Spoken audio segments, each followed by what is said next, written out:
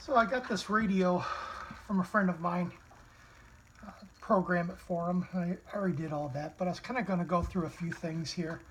I bought this. It has a remote head unit on it, so I just kind of put it together for him so he could use it as a base or put it on the front seat of a car or truck or something like that. So we kind of wrapped up this 21 feet of remote cord and zip tied it all up so it kind of stays in a nice little small package instead of having wires all the way around. One of the biggest issues I've had, and this is the third remote radio that I've tried to program, is when you have your program cord, you plug it in, I cannot get it to read the device. So the video that I'm going to do here shows how to put this radio back to its, we'll call it a stock configuration, to program it. I'm going to try, but not on someone else's radio, maybe buying a really good quality Ethernet cord that's short, maybe only like 12 inches. I don't know if it's just this much length of cord that I'm just losing some voltage and it won't read the radio or write it. But I'm going to try that on one of mine before I do it to someone else's. So I'm just going to walk you guys through this real quick. Let's just take this apart. It'll only take me a few seconds to unsnap everything, and we'll kind of go from there. Those knobs over there. These you don't have to spin all the way off. You can just back them out quite a bit. Go ahead and we'll disconnect the remote cord there. Disconnect the remote cord here. A lot of these are really hard to get out.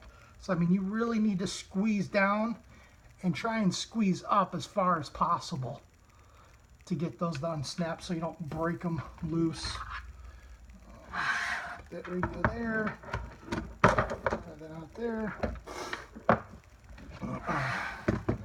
So again, like I showed in the other videos, you have a clip that's about a ½ inch over, and it's about a ¼ inch long on both sides. Motorola does sell a tool. You can get them on eBay, Amazon.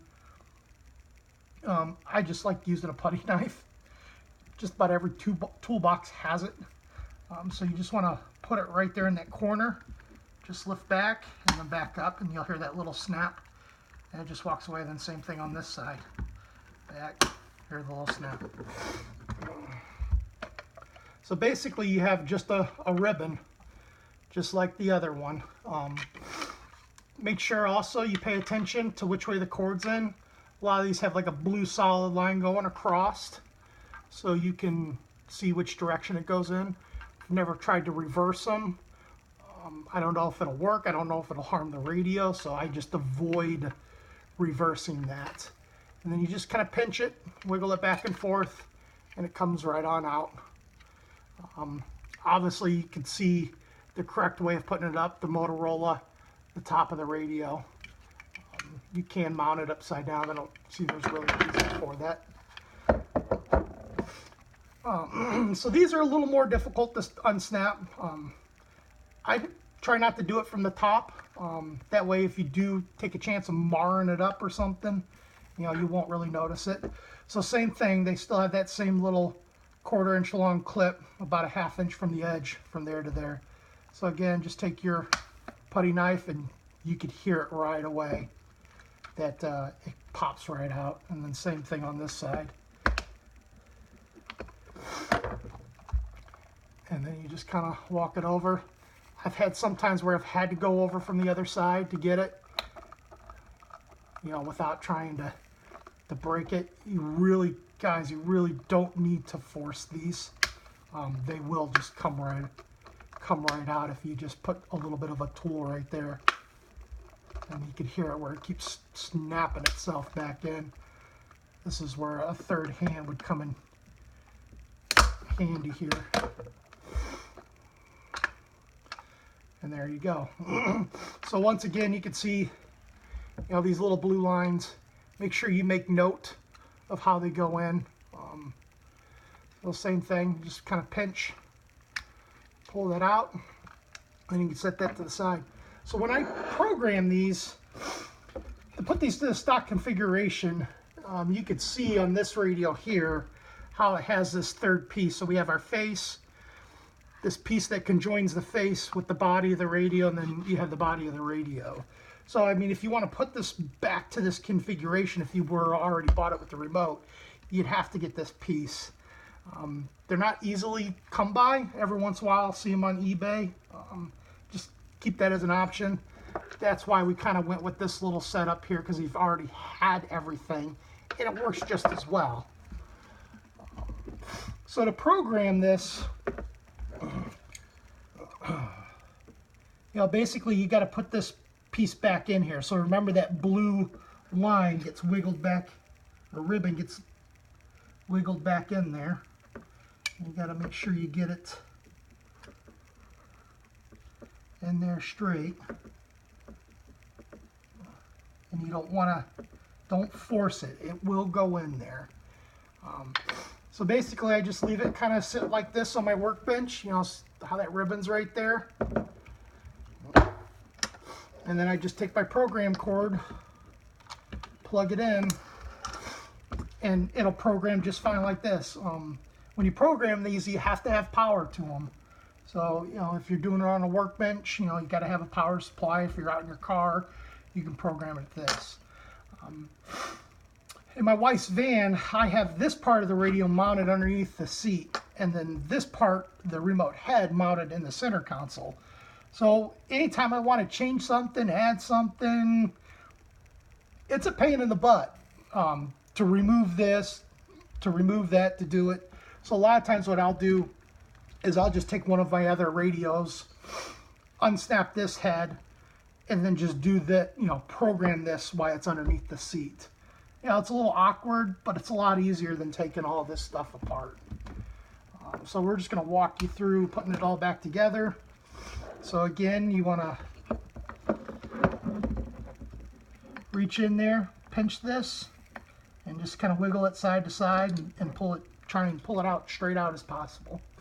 So since we already have this in our hand here, so once again, when I was telling you about that blue, some are different. Some have a full blue line on the back versus the front, and then see how this one has a narrow. Out of all the radios I've done, this is the first time I've seen that full blue marking versus just that little blue line there.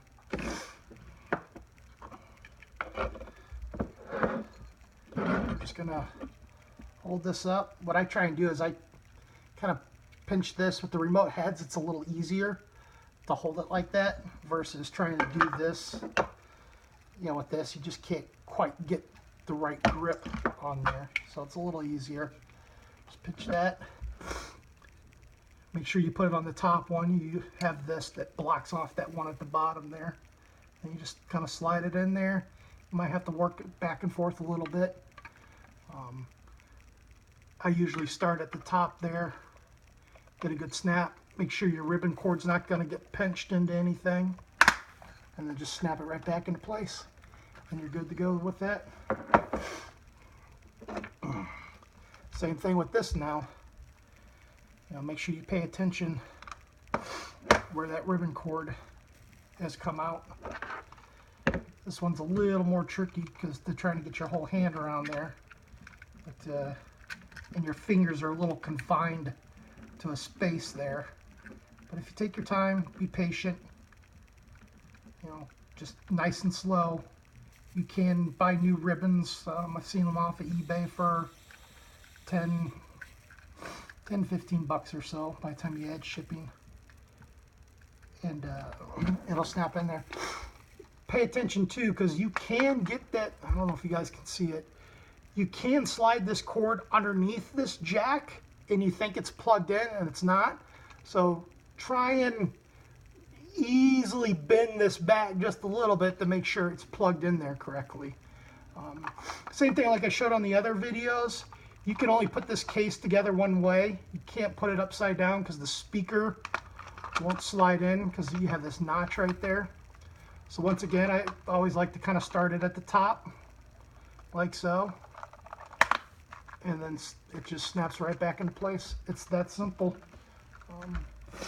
Like I said, guys, just take your time, take it easy. You do, you know, put your putty knife about a ½ inch over because of where that clip there, and then usually as soon as you push that down, it snaps right apart, and then it snaps back together if you don't get it. And like I said, guys, it's just that simple.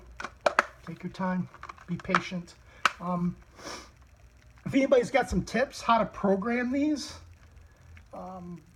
why they're in the remote head configuration, please post that in the comments. I would love to know, but everything I've read online says it's either a software issue or it just can't be done. So thanks again, guys, for watching. Hopefully I'll have some more videos coming soon. Have a good day.